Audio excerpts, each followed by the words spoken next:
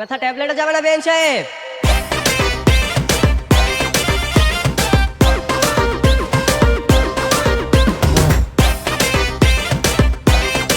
আপনার হাতে ঠান্ডা শরবত খেলে সেই ব্যথা এমনিতেই চলে যাবে বেন সাহেব। তো দেরি না করে আগে আমাদের শরবতটা খাওয়ান। এভাবে তো শরবত খাওয়াবো না, আগে আপনাদের সাথে আমাদের দেনা পাওনার হিসাবটা ফাইনাল করি, তারপর না হয় শরবত খাবেন। আরে আফসোস, বেন আমাদের কষ্টটা বুঝলো না। হ্যাঁ বেন সাহেব, আমরা শরবতটা খেতে খেতে হিসাব নিকাশ ফাইনাল করি, সমস্যা নেই। আমরা হচ্ছে দিলওয়ালা বংশের মানুষ, মানুষের মনে কিভাবে জায়গা করে নিতে হয় সেটা আমরা খুব ভালো করে জানি। শরবতটাকে খাওয়ান, তারপরে যত টাকা যাবেন তত টাকাই দিব। ঠিক আছে, দেখা যাবে বিয়েটা কত বড় দিলওয়ালা। এই নেন শরবত।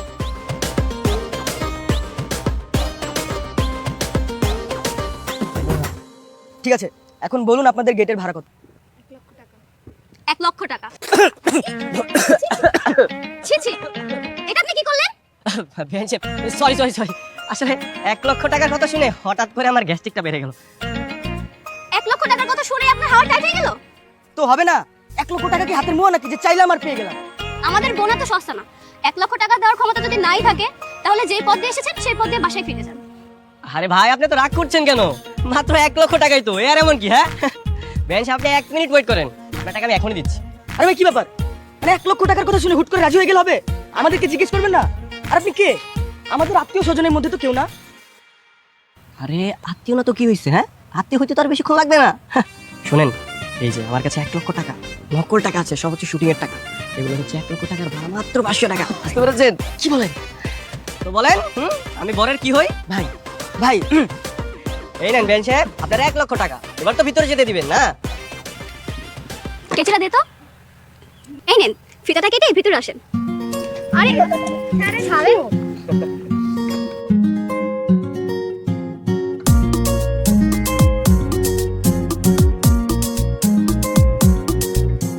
ঢাক বাজিয়ে আসলো সবাই বিয়ে বাড়িতে, খুশির আমেজ বইছে আজ সবার মনেতে।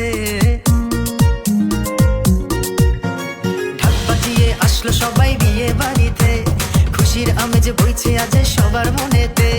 বরের জুতা গেল চুরি, বেআই বেআইন বাড়াবাড়ি, হবে নাকি সবাই মিলে একটু বাংলা ডান্স?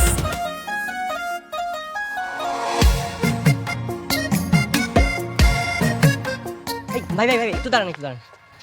ভাই আপনার কাছে একটা নতুন পাঞ্জাবি হবে? আপনি তো পাঞ্জাবি পরেই আছেন ভাই, নতুন পাঞ্জাবি দিয়ে কি করবেন? ভাই আসলে শরবত পরে পাঞ্জাবিটা নষ্ট হয়ে গেছে, সেই সকাল থেকে ভেজা পাঞ্জাবি পরে ঘুরতেছি। আরে ভাই, একটু ভেজা পাঞ্জাবি পরে থাকলে কিছু হয় না। দেখেন না, এখনই রোদ, এখনই বৃষ্টি, আমরা সবাই তো ভিজে আছি ভাই। কিছু হবে না ভাই, আপনি থাকেন, শুকিয়ে যাবে।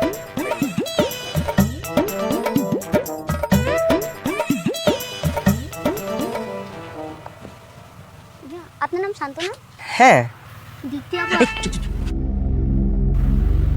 কি দীপ্তি আপু কি বলেছে তোমাকে? দীপ্তি আপু আপনাকে রুমে ডেকেছে দেখা করার জন্য। আচ্ছা ঠিক আছে, তুমি তাহলে তোমার দীপ্তি আপুকে যে বলো আমি আসতেছি।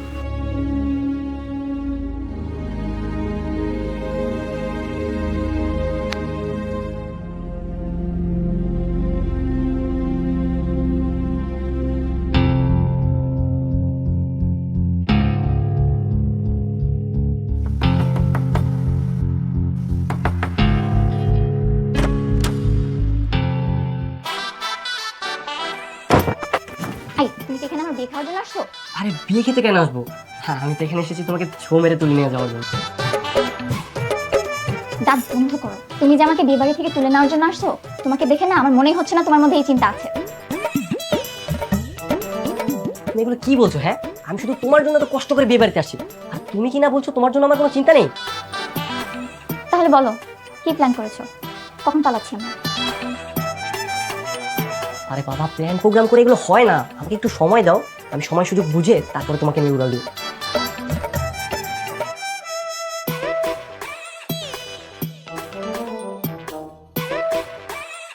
আরে বিয়ে বাড়ি ঝামেলা তো।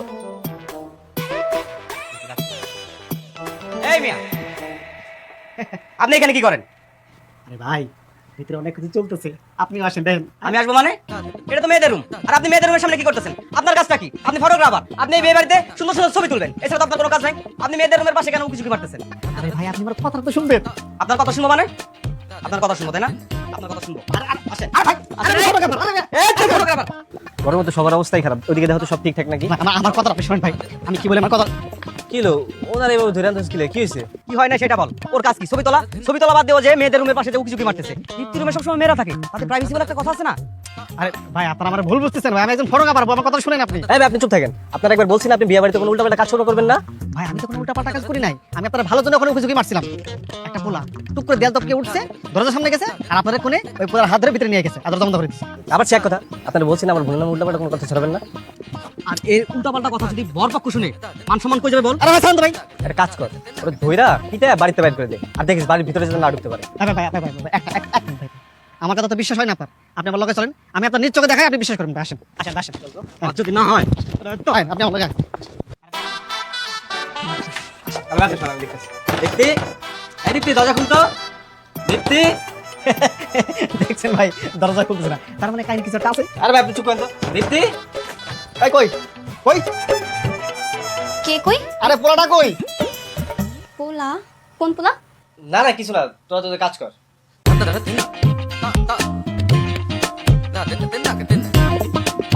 ভাই ভাই বিশ্বাস করেন ভাই, আমি দেখছি ভাই, ভাই আমি নিজের চোখে দেখছি ভাই, বিশ্বাস করেন ভাই, আমি ফটোগ্রাফার ভাই ভাই।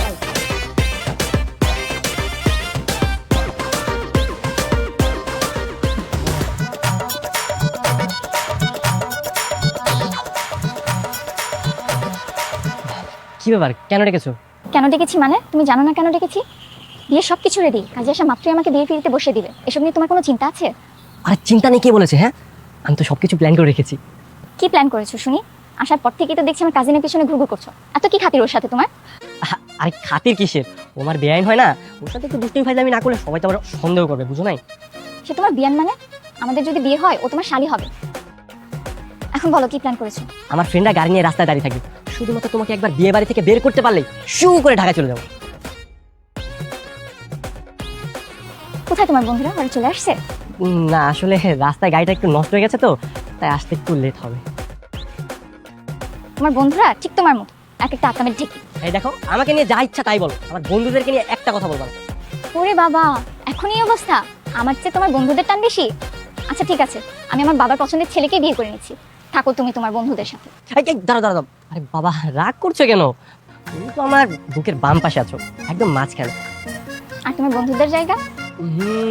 বন্ধুরা বুকের বাম পাশে আছে, তবে মাঝখানে না, আছে চিপাই চাপাই কোনো এক জায়গায়, তোমাকে কেউ ডিস্টার্ব করবে না। আচ্ছা ঠিক আছে, চারপাশে খেয়াল রেখো, আর সময় হলে আমাকে একটা ফোন দিও, আমি বোরকা পরে চলে আসবো, কেউ বুঝবে না।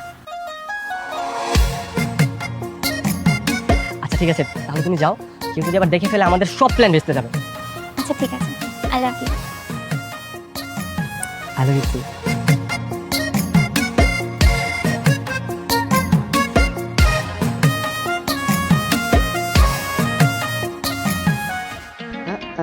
সন্ধু তাহলে এই অবস্থা, হ্যাঁ খারাপ, তোমাকে দেখতেছি। কি ব্যাপার, তুমি ঘরের ভিতরে একা একা কি করছো? বাইরে তোমাকে মেহমানরা খুঁজতেছে। তুমি যাও, আমি আসছি। মেয়ের জন্য মন খারাপ? না, মন খারাপ হবে কেন? আমার তো খুশিতে চোখে পানি এসে পড়ছে।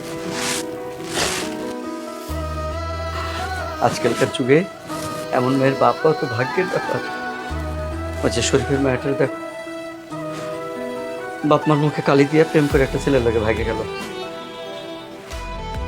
সালামের মায়াটার একটা ভালো সম্বন্ধ আসছিল, সালাম মায়ার না জানে কথা দিয়ে বলাইছে দেখে ওই মেয়েটার কত কথা শোনাইলো। আর আমাদের দীপ্তিরে দেখো, আমাদের কথা মতো সব কথা মাইনে নিয়ে বিয়েতে রাজি হয়ে গেল। এখন সন্তানের বাপ হওয়া ভাগ্য না? এখন বিয়াটা ভালোই ভালোই সমাধান হয়ে গেলেই হয়। মানুষে কয় মায়ের সন্তান নাকি বাপ মার জন্য বোঝা। আমি তো আমার মায়ের নিয়ে সারা এলাকায় বুক ফুলে কত করে বেড়াবো। আমাকে মায়ের লাগে কেউ আমার দিকে আঙুল দিলে কথা কইতে পারবো না, কও।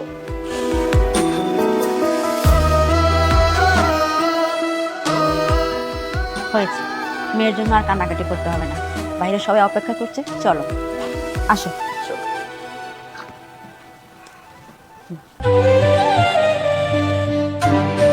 কিরে চুপ করে আসিস কে? কাজী সাহেব বিয়ার কাজটা শুরু করতে কর। তুমি করে দাও না, একাজি সাহেব বিয়ার কাজ শুরু করেন।